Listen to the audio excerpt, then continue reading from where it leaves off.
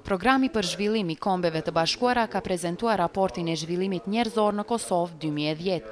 Ky raport promovon zhvillimin njerëzor dhe përfshirjen shoqërore si element shumë të rëndësishëm të progresit të një vendi krahas zhvillimit ekonomik.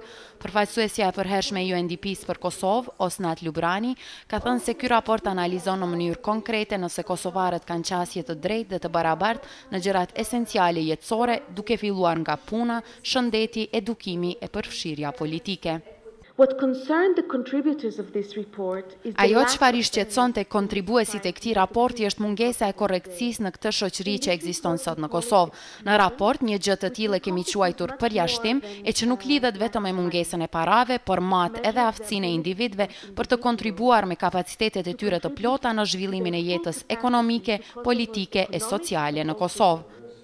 Kryeparlamentari Jakub Krasniqi tha se institucionet e Kosovës janë të vetëdijshme për gjendjen aktuale, jo të favorshme për grupet më të ndjeshme të shoqërisë kosovare.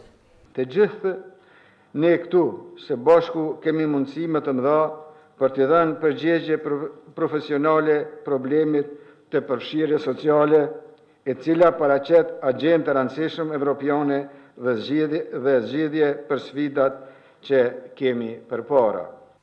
Raporti paraqet të dhëna interesante rreth shoqërisë kosovare gjatë viteve të fundit.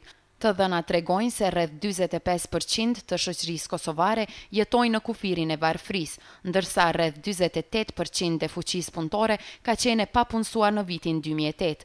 Të dhënat të tjera të paraqitura në raport tregojnë se rreth 36% e ekonomive familjare kanë raportuar se nuk kanë pasur qasje në një nga shërbimet themelore komunale, siç janë uji I pishëm, kanalizimi apo energjia elektrike.